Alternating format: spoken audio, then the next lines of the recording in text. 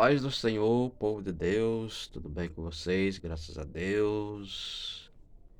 Estou aqui, meus irmãos, para mais um vídeo, né? Para meditar assim na palavra de Deus, né? Meditar na palavra de Deus. Muitos rejeitam, né? Muitos pegam a Bíblia, encostam lá pro canto, só lê a Bíblia quando vai pro culto, né? E o católico ele abre lá no Salmo 91 e põe lá em cima da estante, né?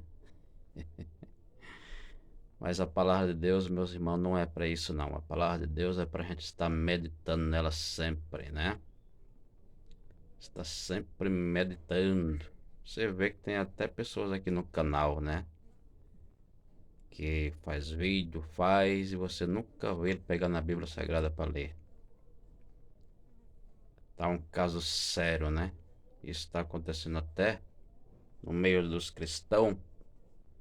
Os cristãos não querem pegar na Bíblia Sagrada para ler, para meditar. Vão ser enganados então. Se não pegar na Bíblia para ler, os dias são de treva, os dias são difíceis, como já estava predito nas Escrituras, né? Que os dias seriam difíceis. É preciso estar sempre lendo para não ser enganado nos nossos dias, né? Então, medita aí comigo, né? Abra aí a sua Bíblia para a nossa meditação. Estou com a Bíblia aberta aqui no capítulo 9 de Daniel. E do capítulo 9 de Daniel é um capítulo difícil de entender, né? É quase assim como o Apocalipse, né? Mas o Deus que está na minha vida, ele me dá a interpretação, né? Então eu quero começar a ler aqui, meus irmãos. Se eu me atrapalhar assim na leitura, é a vista mesmo, né? É a vista mesmo, que em vez de quando eu ler bastante, começa a embaraçar. Quando eu leio um versículo 2 não, mas quando passa aí de 4, de 5, já começa a embaraçar a vista. Mesmo eu estando com óculos, né? Então, se a leitura começar a falhar aqui é por causa da vista que está embaraçando. E aí eu já peço perdão para os irmãos aí, amém? Eu estou com a Bíblia aberta aqui em Daniel capítulo 9. E eu quero ler assim do versículo 21 a seguir para a nossa meditação, né? Meus irmãos, porque para ver o que é que Deus tem para nós aqui, né? Meus irmãos, diz assim, versículo 21. Estando eu, digo ainda, falando, na oração, o varão Gabriel, que eu tinha visto na minha visão, ao princípio, veio voando rapidamente e tocou-me a hora do sacrifício da tarde. Que coisa tremenda, que comunhão, né? Que comunhão, né? Para o anjo já vir assim, para Deus responder na mesma hora. É preciso o cristão ter muita comunhão com Deus. É preciso estar realmente ali na linha, né? Ele estava no sacrifício da tarde, isso nos mostra que ele estava em jejum, né? Hoje é pouco crente que quer jejuar, quer ver os mistérios de Deus, mas não quer pagar preço, não quer orar, não quer jejuar, né? E aí fica difícil, né? Fica difícil de Deus revelar os seus mistérios. E aí o que a gente vê por aí é muita interpretação da Bíblia pela carne. Quando a gente vai ver, não é nada daquilo que está falando. Por quê? Porque falta o jejum e falta a oração. A palavra de Deus, ela é interpretada, meus irmãos, espiritualmente. Se você não está no espírito, você não vai nem entender isso aqui que eu vou ler agora, que é muito espiritual. É preciso orar, é preciso jejuar, senão não entende, né? Então o versículo 22 diz: E me instruiu e falou comigo e disse: Daniel, agora sai para fazer-te entender o sentido. No princípio das tuas súplicas saiu a ordem, e eu vim para te declarar, porque és muito amado. Toma, pois, bem sentido na palavra e entende a visão. 70 semanas estão determinadas sobre o teu povo e sobre a tua santa cidade, para exterguir e para exterguir a transgressão e dar fim aos pecados e expiar a iniquidade e trazer a justiça eterna e selar a visão e a profecia e ungir o santo dos santos. Olha, meus irmãos, que coisa tremenda aqui, né? Que coisa tremenda que o anjo estava falando para Daniel.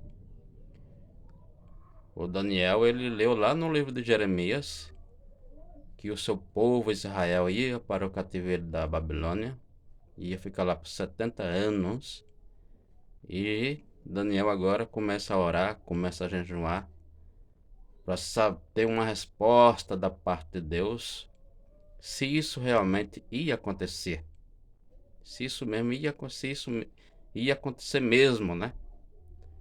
Então, quando ele estava ali orando, ainda no sacrifício da tarde, o anjo já veio voando, o anjo Gabriel, e começou a falar com ele.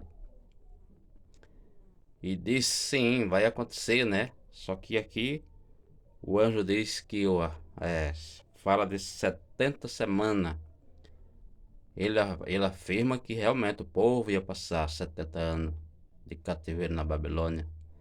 Mas aqui ele fala 70 semanas. Por que ele falou 70 semanas? Porque aqui uma semana representa um ano. Olha como que é os mistérios de Deus, né? Uma semana representa um ano aqui. Agora, o que ia acontecer durante essas 70 semanas, não é? O que ia acontecer durante esses 70 anos? O que ia acontecer? Vamos ler novamente. 70 semanas estão determinadas sobre o teu povo e sobre a tua santa cidade, para exterguir a transgressão, e dar fim aos pecados, 2, e expiar a iniquidade, 3, e trazer a justiça eterna, 4, e selar a visão e a profecia, 5, e ungir os santos dos santos, 6, né? Isso aqui ia acontecer durante os 70 anos de cativeiro. O que é esse santo dos santos aqui? Aqui é um local que fica lá dentro do templo, aonde os sacerdotes entrava lá em ano, né? Em ano. Então o que é que o anjo está falando aqui? Que a cidade ia ser reedificada, ia ser construída novamente, ia ser feito novamente o santo dos santos, não é? Né? E ia acontecer todas essas coisas aqui durante os 70 anos. Agora vamos ler o 25. Sabe e entende, desde a saída da ordem para restaurar e para edificar Jerusalém, até o Messias, o príncipe, 7 semanas e 62 2 semanas, as ruas e as tranqueiras se reedificarão, mas em tempos angustiosos. Essas 7 semanas aqui, meus irmãos, são 7 semanas, mas que elas estão dentro das 70 semanas. Já vi pregador pregando por aí que essas 7 semanas se refere aos 7 anos de tribulação. Ou seja, eles dividem 7 anos e meio de paz e 7 anos e meio de tribulação. Mas não é isso que a palavra está falando. Isso aqui é coisa que já se cumpriu. Não está para se cumprir ainda. Não está para se cumprir. Já se cumpriu. Esses 7 anos aqui está dentro das 70 semanas. 7 semanas aqui está dentro das 70 semanas. Já se cumpriu. Agora o anjo não fala o porquê dessa separação aqui de 7 anos. Mas tudo indica aqui que essas 7 semanas era um tempo assim que ia ser levantado o templo e os serviços sacerdotais voltaria, não é, a funcionar novamente. Porque quando Nabucodonosor levou o povo para o cativeiro, eles destruíram o templo, fizeram a maior bagunça, né? Então é isso que o anjo está falando, que durante esses 7 anos, os serviços sacerdotais voltaria a funcionar novamente, não é? Não tem nada a ver aqui de 7 anos de tribulação, 7 anos de paz e 7 anos de tribulação. Não tem nada a ver, isso aqui tudo já se cumpriu. Vamos ler mais para frente, né? Vamos ler aqui novamente. Sabe e entende, desde a saída da ordem para restaurar e para edificar Jerusalém, até o Messias, o príncipe, 7 semanas. E 62 semanas, as ruas e as tranqueiras se reedificarão, mas em tempos angustiosos. O que é que o anjo está falando aqui? O anjo está falando que depois que acabasse as 70 semanas, e aí teria mais um prazo de 62 semanas, e aí ele já está se referindo do nascimento do Cristo, né? Já está falando do nascimento do Messias, Depois que acabasse 70 semanas, viria mais 62. Então aí nasceria o Cristo. Por isso que aqui não tem nada a ver com grande tribulação. Aqui é coisas que já se cumpriu. E o 26. E depois das 62 semanas será tirado o Messias, e não será mais. E o povo do príncipe que há de vir destruirá a cidade e o santuário, e o seu fim será como uma inundação, e até ao fim haverá guerra. Então estão determinadas assolações. Está determinadas assolações. Quem era esse povo aqui? O povo do príncipe era quem? Aqui já se trata dos romanos, né? O versículo 26 já se trata dos romanos. Lembra que Jesus, quando ele saiu do templo, disse: não vedes esse edifício aqui lindo? Eu vos digo aqui que não fica pedra sobre pedra que não seja derrubada. Lembra disso aí? O versículo 26 está se referindo a isso, né? Quando Jesus falou isso, ele estava assim, falando baseado nesse versículo 26. Ele estava falando baseado nesse versículo 26. Você acredita nisso? Ele diz aqui, ó.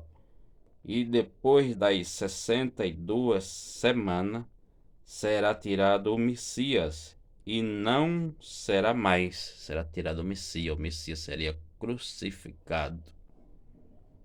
e o povo do príncipe. Quem é esse príncipe? Os reis lá de Roma. Quem invadiu Jerusalém? Me parece que foi o Tito ou foi o Adriano, né? É porque eu confundo. Me parece que o Adriano era filho do Tito, né?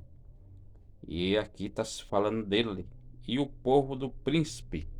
O príncipe aqui é um desses reis aí lá de Roma que invadiria novamente Jerusalém e derrubaria o templo novamente, né? E causaria uma grande destruição. E isso se cumpriu quando Jesus disse: "No verde, né? Esse edifício aqui lindo, não ficará aqui pedra sobre pedra que não seja derrubado." Então, após Jesus ter falado isso, com 70 anos se cumpriu, né? Se cumpriu. Então, o versículo 26 está falando disso. Que há de vir, destruirá a cidade e o santuário, e o seu fim será como uma inundação, e até ao fim haverá guerra. Estão determinadas assolações, e ele firmará um concerto com muitos por uma semana, e na metade da semana fará cessar o sacrifício e a oferta de manjares, e sobre a asa das abominações virá o assolador, e isso até a consumação, e o que está determinado será derramado sobre o assolador. Esse assolador aqui é um dos reis lá, o Adriano, né? O Adriano ou Tito, né? É um dos dois. Eles vieram, não é? Fizeram ali uma aliança de uma semana, que já não se sabe se essa aliança está baseada também em 7 anos. Está baseado em um ano, quer dizer, não se sabe se essa semana aqui está baseada ainda em uma semana ou se semanas normais. Mas eu creio que tenha sido uma semana normal, né? Foi um dos reis de Roma que veio, fez uma aliança com os judeus por uma semana, não é? E aí quebrou a aliança ali e matou 500.000 de judeus. Riscou a Judéia do mapa, riscou o nome da Judéia do mapa e colocou o nome de Palestina. É isso que o versículo está falando, versículo 27. Então, meus irmãos, essa profecia está toda cumprida, não tem o que cumprir ainda. E aí, quando você vê pessoas falando da grande tribulação, que é 7 anos de paz, 7 anos é 3 anos, 6 meses de tribulação, de paz, 3 anos, 6 meses de tribulação, você já sabe que estão se referindo a isso aqui. Você já sabe que eles estão lendo isso aqui, não é? É baseado nisso aqui, só que isso aqui não tem nada a ver. Não tem nada a ver, isso aqui já se cumpriu. Isso aqui já se cumpriu. Amém? Tem nada a ver. O que a Bíblia fala a respeito da grande tribulação é lá em Tessalonicenses, me parece que o capítulo 5 e o versículo 3, ou é 3 e 5. Você confere lá depois na sua Bíblia, né? O que diz lá é assim, quando disser a paz e segurança, virá o que? A destruição. Então como é que tem 3 anos e 6 meses de paz? Quando disser a paz e segurança, virá o que? A destruição. Então não tem como ter 3 anos e 6 meses de paz. Não é? Não tem como. No Apocalipse capítulo 11, quando você começa a ler ali, você vê ali 3 anos e 6 meses de grande tribulação. 3 anos e 6 meses, não é 7 anos. E aí quando acabar, Jesus vem e rebata o seu povo e leva para Israel. Ali vai ao encontro do anticristo, do falso profeta, como está escrito em Apocalipse capítulo 19, versículo 20, vai colocar eles no seu devido lugar e vai reinar com a igreja por 1000 anos na terra, né? É isso que as escrituras diz. E como é que eu falo que não vai para o céu, como muitos pregam, mas vai para Israel? Porque está escrito lá em Mateus capítulo 22, eu não lembro agora o versículo, você confere lá, me parece que o versículo 11, por aí, 12. Jesus fala, como que entra-se aqui sem ter veste nupcial? E ali o Senhor manda os seus servos atrás de todo mundo para que para a grande ceia, né? Que é as bodas do cordeiro. Mas o grande rei, que é o Deus Todo-Poderoso, se levanta para olhar aquela grande festa, né? E ali tem um homem de roupas sujas, né? Roupas sujas. E aí ele olhando diz, como que você entrou aqui sem ter roupas nupcial? É baseado nisso que eu digo que a igreja não vai para o céu. Uma pessoa que está com as suas vestes sujas, está em pecado, não pode ser arrebatado.